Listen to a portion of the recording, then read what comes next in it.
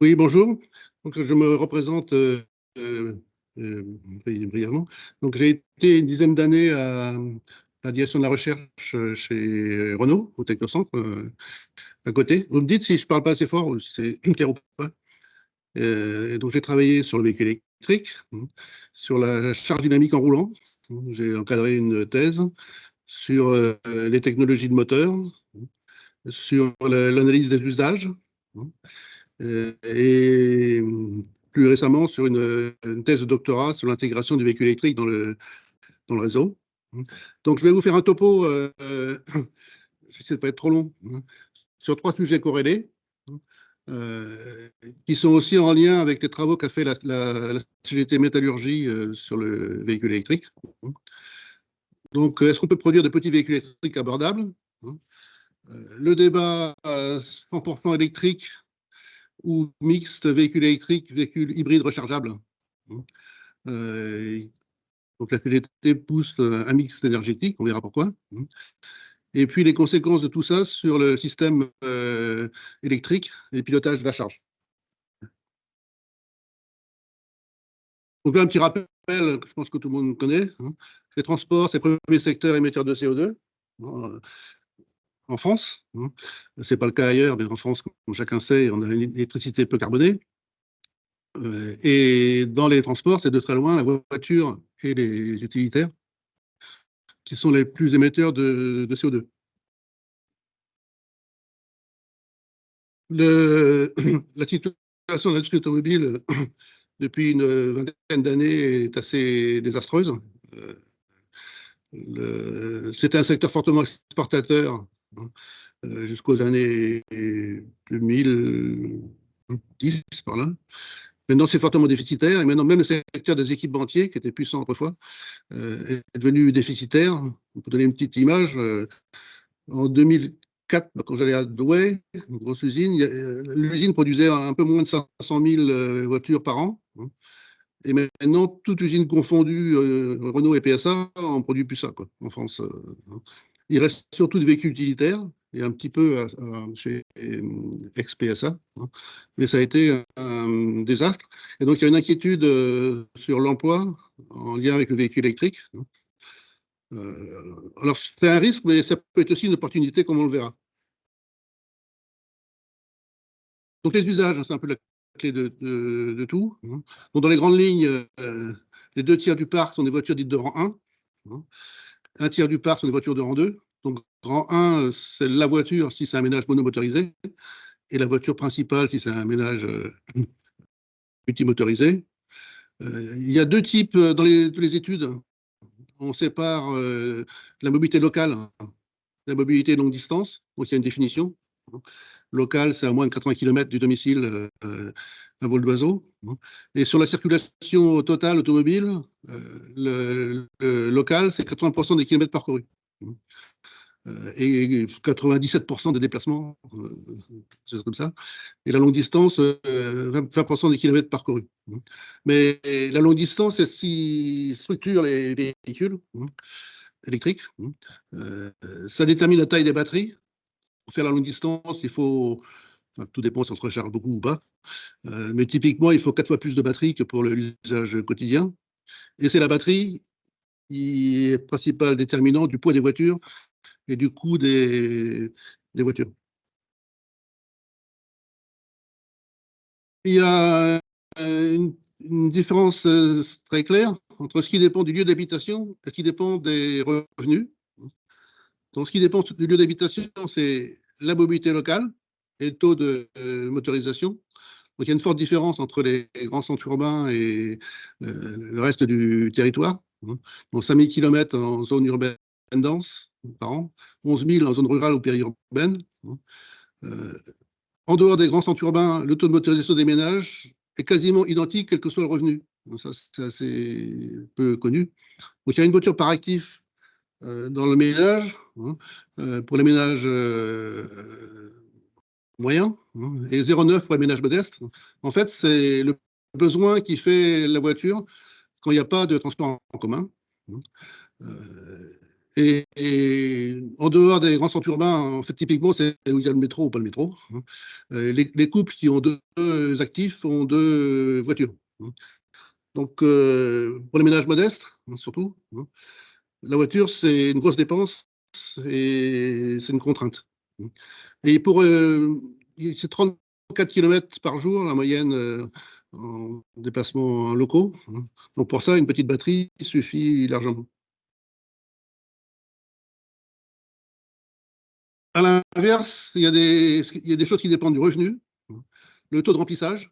Hein. C'est-à-dire qu'en mobilité locale, c'est 1,3 pour les ménages modestes et 1,45, enfin le contraire, pour les ménages aisés. Pareil en longue distance. Hein.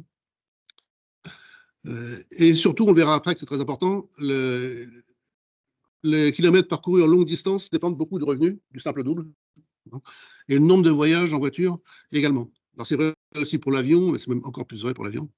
Et c'est aussi vrai pour la voiture. Hein. Les voitures sont plus âgées, pour les ménages modestes, on s'en doute un peu. Hein.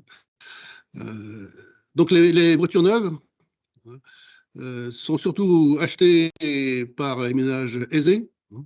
Mais il y a quand même beaucoup de voitures neuves qui sont achetées par des ménages modestes. Hein. Parce qu'un tiers des voitures des ménages modestes ont été achetées neuves et pas d'occasion. Hein. Donc, la circulation longue distance en voiture, et la différence du local qui est plus des contraintes, est plus liée au loisir et plus faite en proportion par les ménages aisés. Hein. Donc, 40% des kilomètres parcourus sont parcourus par les voitures des ménages aisés pour la longue distance. C'est ce qu'on voit d'ailleurs quand on part au ski, pour ceux qui partent au ski ou en vacances. Il y a des grosses voitures, ce n'est pas les mêmes qu'on voit à la campagne.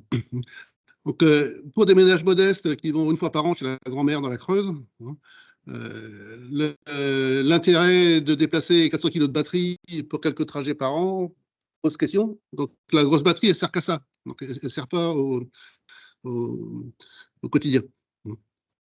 Donc, j'ai un collègue qui disait, quand on va chercher le pain en Tesla, hein, on emmène l'équivalent d'une vache et d'un âne dans son coffre. C'est le poids d'une batterie de Tesla Model S. Un petit véhicule électrique léger et abordable produit en France, en fait, hein, un véhicule sur trois est une deuxième voiture. Déjà. Il y a aussi une partie des ménages âgés, souvent, qui font plus du tout de trajet longue distance en voiture. Donc, comme on a vu, une petite batterie suffit. Il y a un cercle vertueux, parce que plus le véhicule est léger, moins il consomme. On peut aussi transporter de gros objets dans une petite voiture. L'exemple pour les anciens, c'est une 4L. Et aussi, on pourra zoomer, y revenir après si vous souhaitez. Sur un petit véhicule, on peut mettre d'autres technologies que sur une grosse. On peut plus facilement mettre des batteries LFP, qui sont moins chères, un peu moins denses, mais moins chères. On peut mettre des batteries sodium, ça commence. On peut passer en 48 volts où on gagne en sécurité électrique, parce que c'est de la basse tension. Alors, il faut plus de cuivre. Et donc, c'est un bilan. On peut avoir d'autres types de moteurs.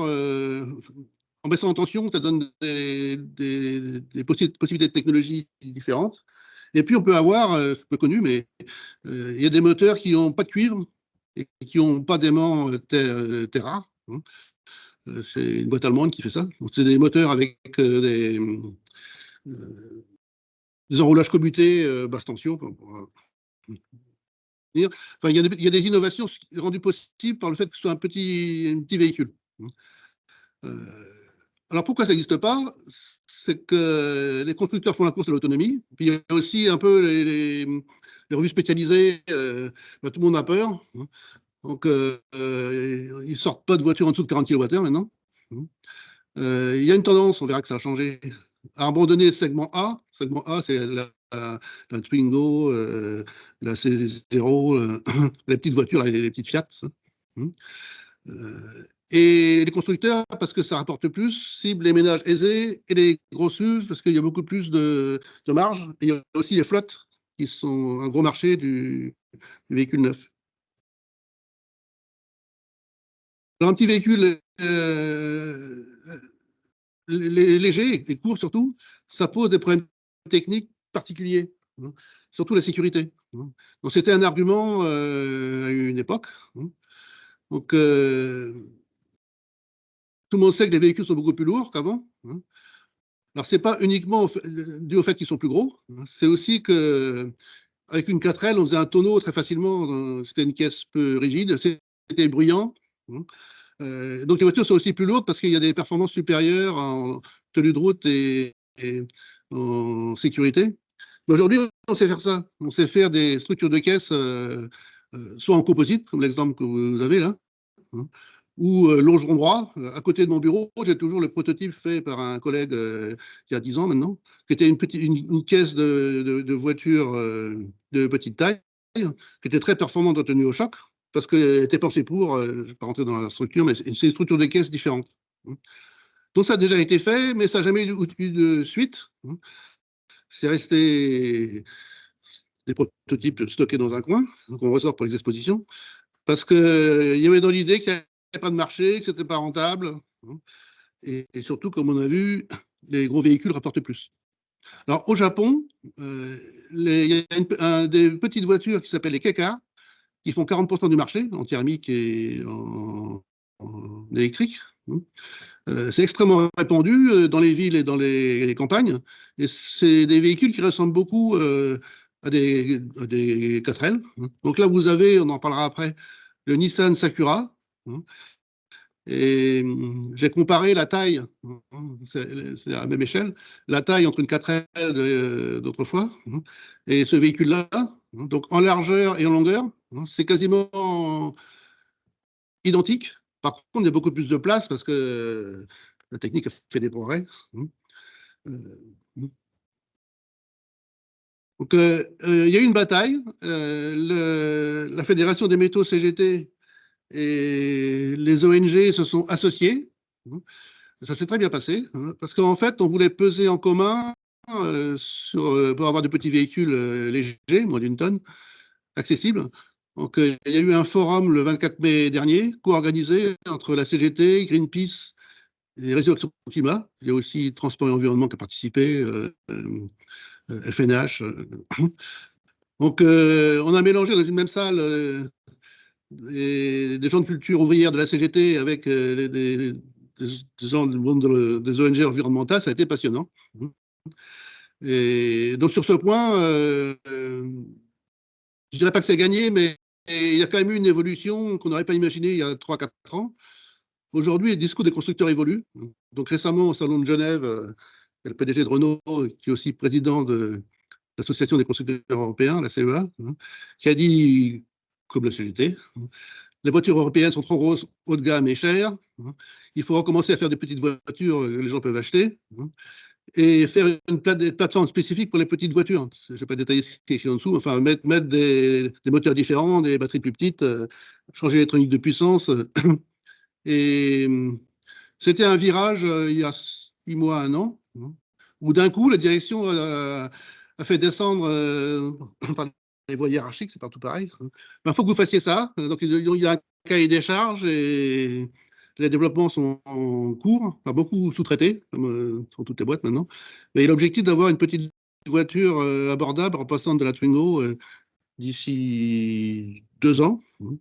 Donc, c'est lancé. Donc, il devrait y avoir, Citroën aussi, une voiture peu chère. Donc, il y a un virage là, qui est assez positif. On produit en Europe, on produit en France, ça, c'est pas gagné. Donc, il y a une bataille, il y aura une bataille pour ça. Le deuxième sujet lié au premier. Donc, on a vu que pour les deuxièmes voitures, on peut facilement avoir de petits véhicules électriques abordables. Et avec des hybrides rechargeables ou des véhicules électriques avec des plus grosses batteries, on peut évidemment faire aussi le quotidien en électrique. Donc c'est assez facile, enfin c'est atteignable à relativement court terme d'être capable de faire le quotidien, donc 80% du kilométrage, c'est déjà énorme, hein, en mode électrique. Et deuxième voiture, dès qu'il y aura une offre sur le marché, ça va se simplifier. Par contre, comme je disais, pour les longs trajets, ça pose question de déplacer une grosse batterie quand on ne fait pas beaucoup de trajets par an. Parce que dans le bilan environnemental complet du véhicule, il y a la partie roulage et la partie fabrication. Et une batterie, c'est très coûteux en euros, mais c'est aussi coûteux en CO2. En gros, 100 kg de CO2 par kilowattheure. Donc là-dessus, il y a des études faites chez Renault, mais il y en a aussi EDF qui sont très bien. Et ça consomme beaucoup de matières premières critiques, du cobalt. C'est les batteries NMC là qu'on utilise, manganèse, cobalt, nickel. Euh,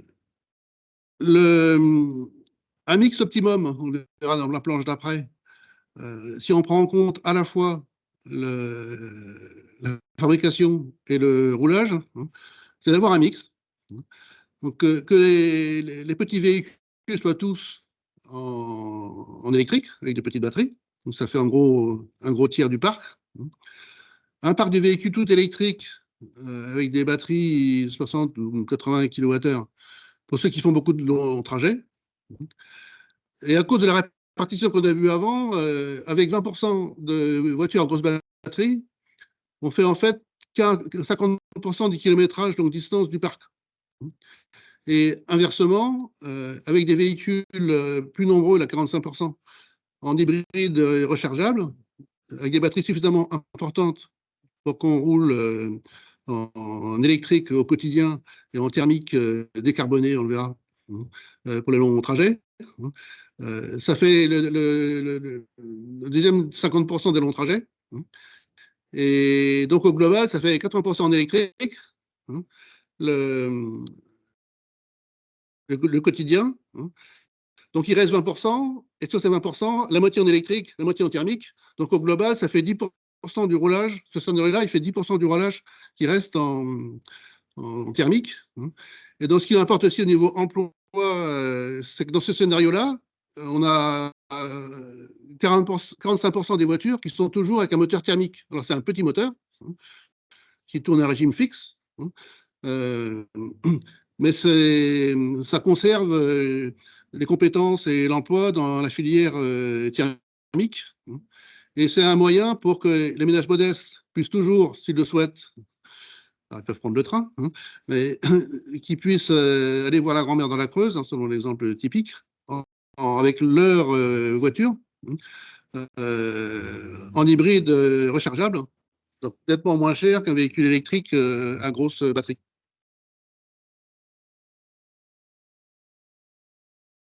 Donc on a fait une simulation, donc je l'ai fait avec mes collègues de boulot, qui m'ont filé un coup de main. On a fait une simulation de l'impact environnemental de ce scénario par rapport au 100% électrique. Donc, on a donc dans le scénario alternatif 10% du roulage en thermique et pas de roulage thermique du tout en ville. On a calculé le besoin en carburant pour les 10% de roulage thermique qui restent là, sur la longue distance. C'est environ 20 TWh.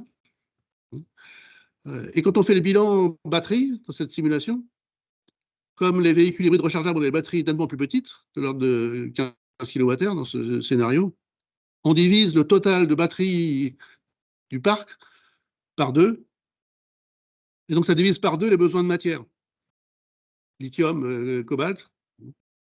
Et au global, on a un bilan CO2 qui est meilleur de 20%, parce que ce qu'on perd en CO2 par le roulage thermique, décarboné, l'exemple qu'on a pris, c'est E85, enfin, cette augmentation est largement compensée par les baisses des émissions de CO2 liées aux batteries. D'un point de vue environnemental, alors c'était pas dans l'air du temps, ça, hein, mais d'un point de vue environnemental, on s'est montré que avec le principe que les gros rouleurs roulent en électrique et les petits rouleurs en thermique, enfin, les rouleurs longue distance, hein, on s'est montré que c'est un scénario meilleur. Et c'est une logique qui est assez proche de ce que les gens à EDF connaissent bien. On n'utilise pas de centrale nucléaire pour passer les pointes pendant les vagues de froid. Là, c'est la même logique au niveau des motorisations.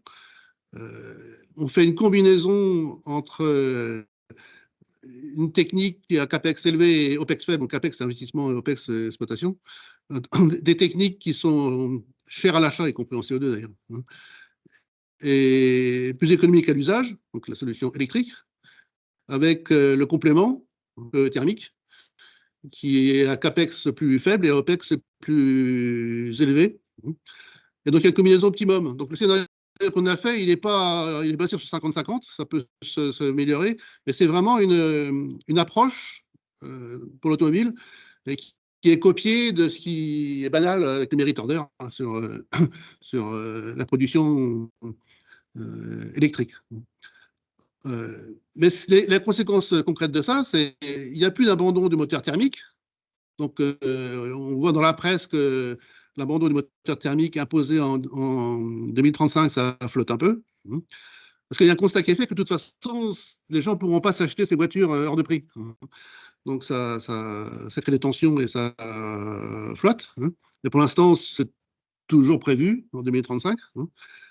Et l'autre point qui fait débat, c'est dans ce scénario-là, il y a toujours des carburants, donc soit de synthèse, soit biocarburants.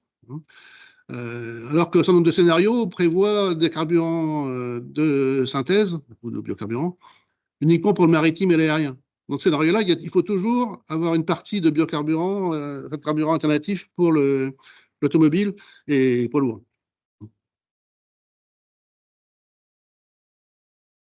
Finalement, j'avance vite.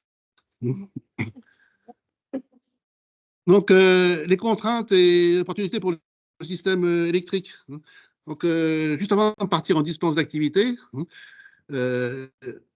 j'ai encadré une thèse sur le sujet avec Paris Dauphine et IFP EN et qui a été soutenue en décembre, pas l'an dernier, l'année d'avant. Donc, dispense d'activité, je le dis juste en passant, je ne sais pas si vous en avez parlé, mais c'est des plans sociaux, comme on a tous des plans sociaux. C'est des mesures des plans sociaux Renault où on est payé à rien faire. Je suis salarié Renault, j'ai mon PC, mon badge. Si j'avais une voiture de service, je l'aurais gardée, mais je n'en avais pas. Mais je suis dispensé d'activité. Ça dure jusqu'à la retraite, c'est une sorte de pré-retraite, un peu particulière. Donc, je reviens à pilotage de la charge. Donc là, j'ai repris le transparent classique, c'est les documents de RTE sur le sujet, qui définit à quoi ça sert. Donc, je suppose que c'est très connu à EDF. Donc, il y a le pilotage de la charge, où on pense on cherche des différences en heure creuse, et puis le V2G, l'injection dans le réseau. Et tout ça a pour but, au final, d'arriver à avoir les courbes noires d'en bas, là, avoir une demande résiduelle, la demande adressée au parc thermique et nucléaire et aux importations, qui soit aussi plate que possible. Et donc de réduire les variations journalières et hebdomadaires de la demande résiduelle.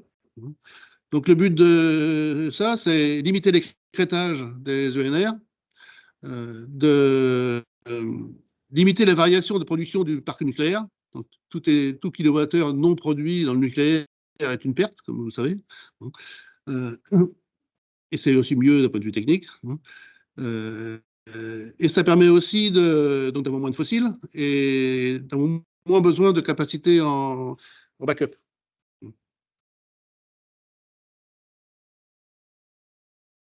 Il y a deux grandes familles de solutions pour, pour ça, pour le pilotage de la charge et le V2G. La première, c'est avoir un agrégateur et faire du trading sur les marchés. Donc, le modèle économique de ça, c'est avoir des revenus à partir des variations des prix de l'électricité en bourse. Donc, c'est une logique typiquement libérale. Et à ma connaissance, tous les travaux industriels ou académiques sur le sujet sont basés sur cette option-là. Elle pose tout un tas de problèmes. D'une part, c'est compliqué. Il faut des accords du client. Renault a sorti récemment, enfin va sortir, enfin il y en a une qui est sortie. Il y aura une offre avec de la réinjection pour la future R5, où il y a un chargeur réversible. Hein.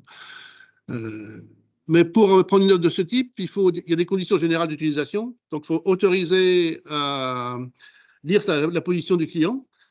Déjà, il faudra changer de fournisseur. Hein. Il faut autoriser à ce que le véhicule fasse partie d'un groupement d'équilibre hein, pour pouvoir agir sur les marchés. Hein.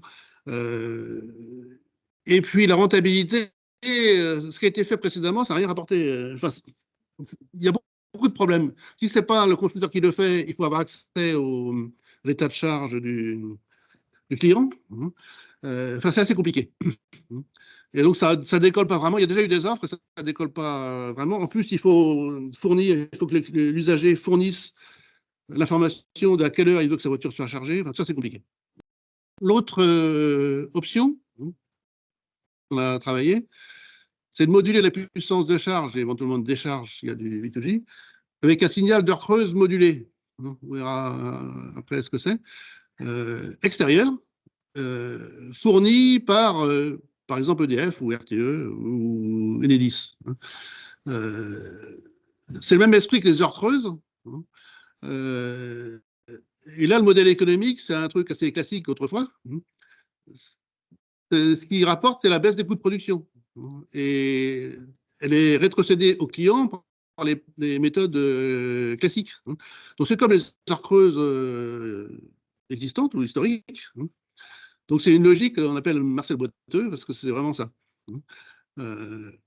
Donc, le problème qu'on a, je pense que ce soit chez EDF ou chez Renault, c'est qu'on n'a pas de clients pour les travaux sur le 2, parce que tout le monde attend. La question que j'ai eue, quand je bossais là-dessus, c'est qu'est-ce que ça va rapporter à Renault? Donc, pour l'option 1, on peut dire quelque chose, mais pour l'option 2, un fabricant de ballons d'eau chaude, il ne gagne pas d'argent au pilotage des ballons d'eau chaude. Donc tout le monde veut gagner de l'argent avec ça. Donc on a testé le deuxième principe, on l'a fait fonctionner. Et il a été mis dans le domaine public parce qu'on l'a mis dans une thèse de doctorat. Vous avez la référence en bas. Alors elle est en anglais, elle est un peu touffue, mais c'est dedans. Donc il n'y a pas de propriété intellectuelle sur ce principe de pilotage de la charge. Donc là, je fais un peu de technique. Donc, comment marche ce principe?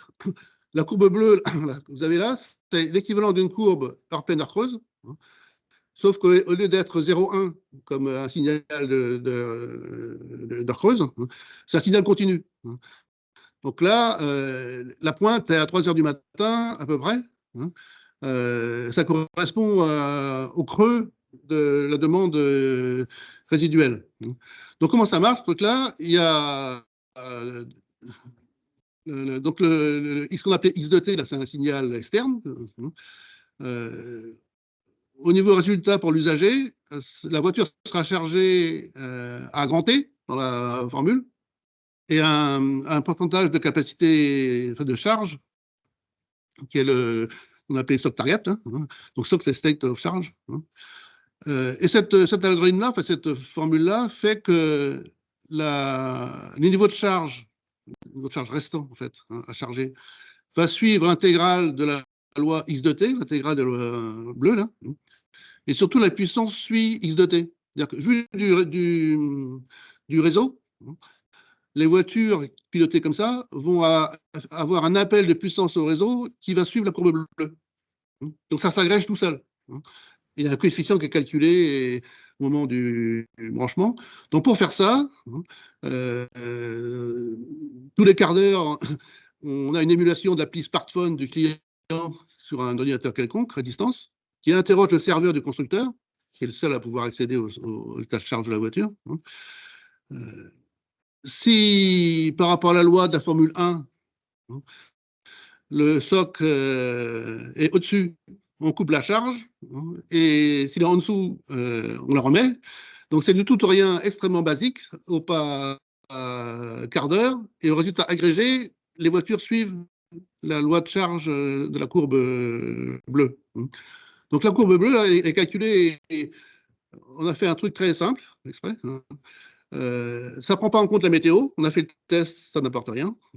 C'est calculé par rapport à des moyennes annuelles de demande résiduelle. Donc on a une courbe hiver, on a une courbe été.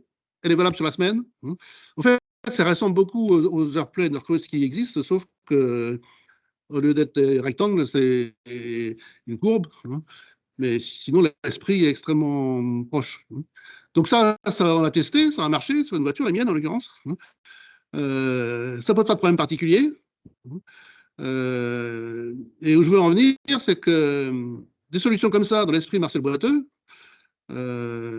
ça permet de faire de manière très simple du pilotage de la charge. Donc le pilotage de la charge, ce n'est pas un problème technique ou économique. Ce qui fait que ça n'avance pas, que c'est compliqué, c'est qu'il faut avoir une solution de marché dans l'idéologie ambiante. Donc c'est ça qui bloque. Et concrètement, chez Renault, ce truc-là n'aura pas de suite. Parce qu'on ne sait pas dire combien ça va rapporter un Renault à Renault.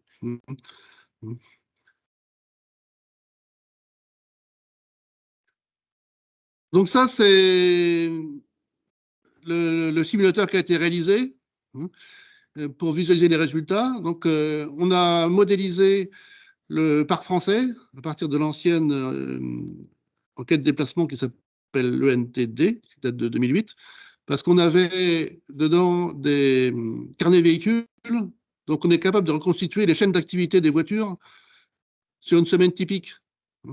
Et donc avec ça, on sait modéliser l'ensemble des voitures, à quel moment elles partent de la maison, enfin combien il y en a qui sont utilisés pour aller au travail, qu'est-ce qu'ils font le week-end, etc. Et donc à partir de ça, on peut faire un modèle de branchement, un modèle de charge, et voir le résultat du pilotage. Donc ce qu'on voit à l'écran, je l'expliquerai un peu mieux après, c'est en bleu, c'est la consommation. Là, ce courbe-là, c'est sur la région PACA. On a modélisé plus ou moins de solaire par rapport, et d'éolien par rapport à aujourd'hui. Avec plus de solaire, les courbes se creusent. Et il devient plus favorable de charger en journée. Donc là, c'est le modèle du comportement de charge et de la charge par cet algorithme de pilotage.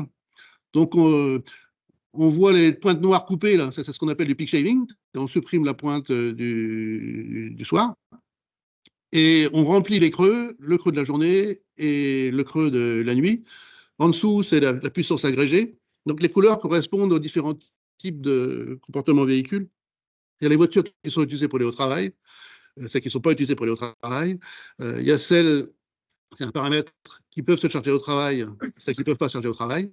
Donc ça correspond aux différentes couleurs. Et donc ce qu'on voit tout en bas, là, là, il y a 10 000 voitures représentatives du parc français qui sont modélisées. Donc on voit les courbes de charge chacune des véhicules. Donc il y a un gros paquet de courbes en même temps. Et c'est avec des puissances très faibles, ça. C'est bien après.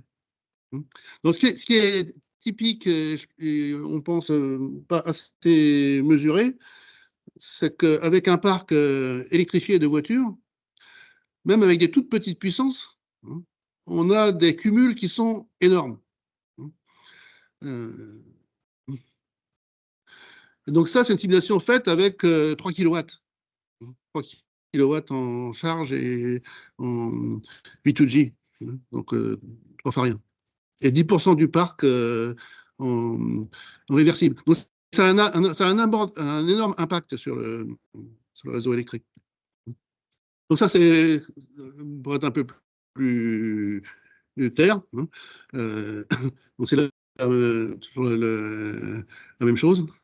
Donc là, cette simulation-là, pour avoir les ordres de grandeur, c'est 40% du parc en électrique, 10% avec du réversible, 80% de charge à la maison 3 kW, 20% 7 kW. Enfin, le simulateur permet de faire tout ça.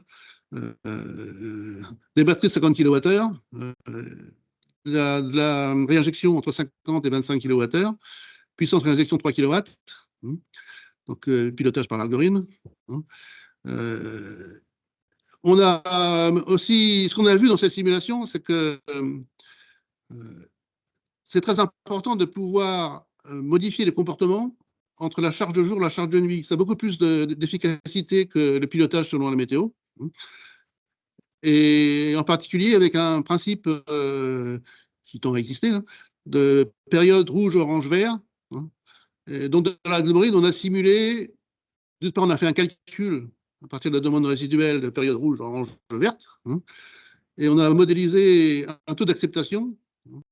Et ça a beaucoup d'importance. Ça sert à rien de faire des prévisions météo, sauf pour faire ces rouges, orange, vert. Mais ça a un gros impact dans la mesure où ça permet de charger le week-end. Le week-end, il y a, ce qu'on voit là sur les courbes, il y a des gros creux le week-end. C'est ce qui est le plus intéressant.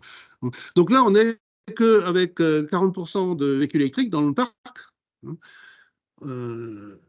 Donc avec 100%, sachant que la longue distance, c'est autre chose, on peut se rendre compte qu'on commence à avoir des niveaux de puissance liés aux véhicules électriques qui sont énormes. Ça remplit quasiment tout. Si on multiplie par 2 la somme des couleurs rouges, vertes et jaunes, et gris, ça remplit tout.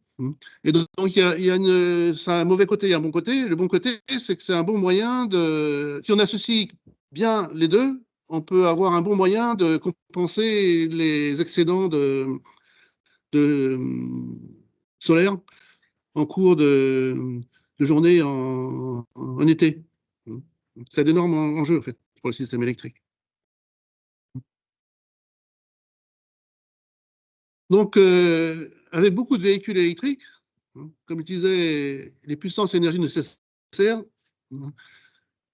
deviennent faibles. On pourrait faire du smart charging et du V2G avec une simple prise domestique, comme les Green Up 14 ampères. Les panneaux solaires, on peut les mettre maintenant directement sur une prise en réinjection, parce que c'est un panneau solaire. Donc, dans le principe, pas besoin de borne pour faire ça. Et donc, ce qui est caractéristique, c'est le parc de véhicules, c'est des millions, 37 millions. 1 million de véhicules, ça transforme 1 kilowatt en gigawatts.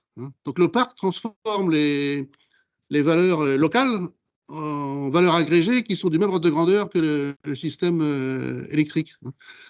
Donc, à la limite, il y en a trop. Donc, 3 kilowatts, s'il y avait un véhicule par ménage capable d'être branché sur une prise toute simple, 3 kilowatts, 14 ampères, ça fait 75 gigawatts. C'est beaucoup, quoi. Vraiment beaucoup. Et puis, comme il y a beaucoup de voitures et pas beaucoup par voiture, ça ne fait pas grand-chose pour les batteries. Donc, ça a été modélisé. Ça ne fait pas vieillir les batteries. C'est des puissances trop faibles.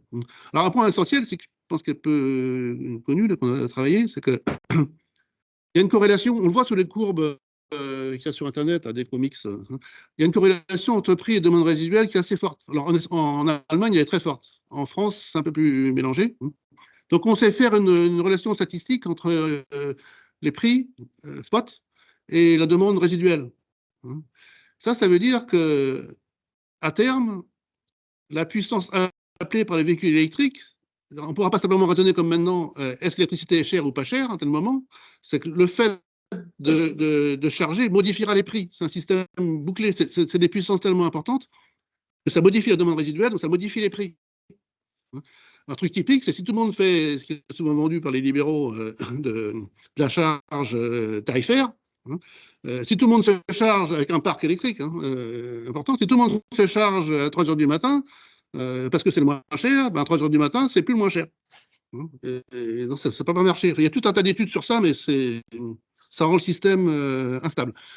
Donc, de manière positive, bien utilisée, des petits véhicules électriques, ça peut permettre de baisser et de stabiliser les prix de l'électricité, parce qu'on agit sur la demande résiduelle en remplissant les creux, en coupant les bosses. Mais mal utilisé, ça peut foutre encore plus le bordel, si je puis dire. Dans le, oui. Dans le scénario où il y a une part des hybrides rechargeables, un point peu connu, c'est que ça donne de nouvelles possibilités. Alors, peut-être perçues comme fumeuses, mais pas tant que ça. Un hybride rechargeable pour la partie thermique. La partie thermique, c'est un hybride série. La partie thermique fournit de l'électricité pour alimenter la batterie de tampon et les moteurs. En fait, c'est une mini-centrale électrique, ou un groupe électrogène, mais c'est moins sexy. Donc, dans un scénario comme celui décrit, là, avec 45% d'hybrides rechargeables, à 22 kW, qui est la puissance typique, ça fait 400 gigawatts. Alors, ils sont tous branchés en même temps, ce qui n'est pas le cas. Puis, il faut pouvoir les brancher à 22 kW. Mais ça aussi, c'est une puissance énorme. Et un truc tout simple pour le système électrique, si les hybrides rechargeables, pendant une période de froid, roulent en thermique et pas en électrique, il y a toute la consommation électrique qui est évitée. Et ça, c'est aussi énorme comme potentiel. Et enfin, ce qui est présenté là, c'est un hybride rechargeable fait en deux parties, avec un rajout. Alors, ça existe dans un truc qui s'appelle Hippie Thunder. On saurait faire ça avec des roues directrices, mais c'est un autre sujet. Donc, on saurait transformer un petit véhicule électrique populaire en hybride rechargeable en rajoutant un truc qui fait thermique et bagages et derrière, avec un gain de consommation par la forme. Donc, pour ça, il y a un modèle extrêmement rentable par le mécanisme de capacité. Donc, un truc comme ça qui fait 22 kW,